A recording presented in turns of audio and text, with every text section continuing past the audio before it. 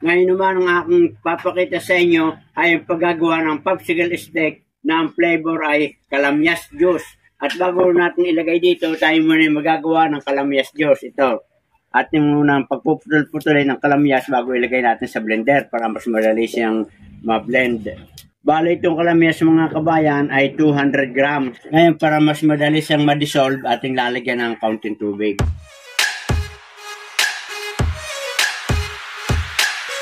Lalagyan natin ng 1 liter of water. Tapos, ating lalagyan ng 1 cup of sugar. Brown or wash, pwede na rin.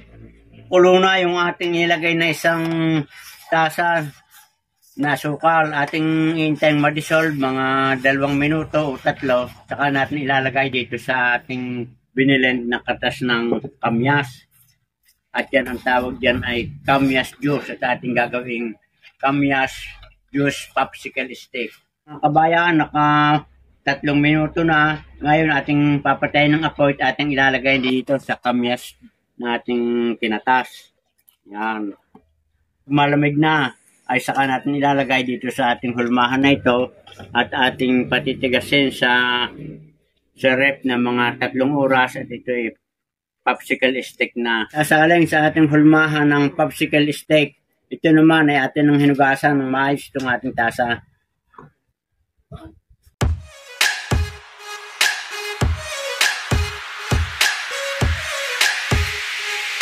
Atin ang ilalagay sa pressure at ating patitigasin ng mga 3 oras.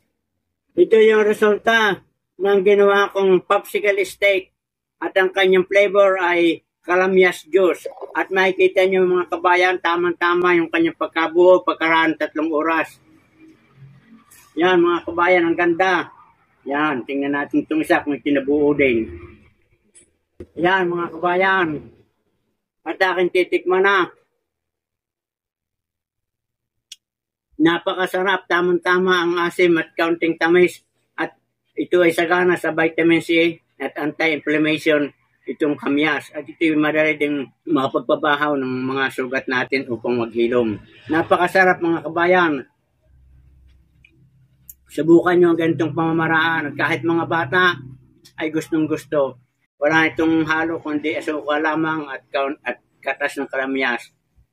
Good luck and good health at sana ay may natutunan kayo sa binahagi kong ito mga kabayan.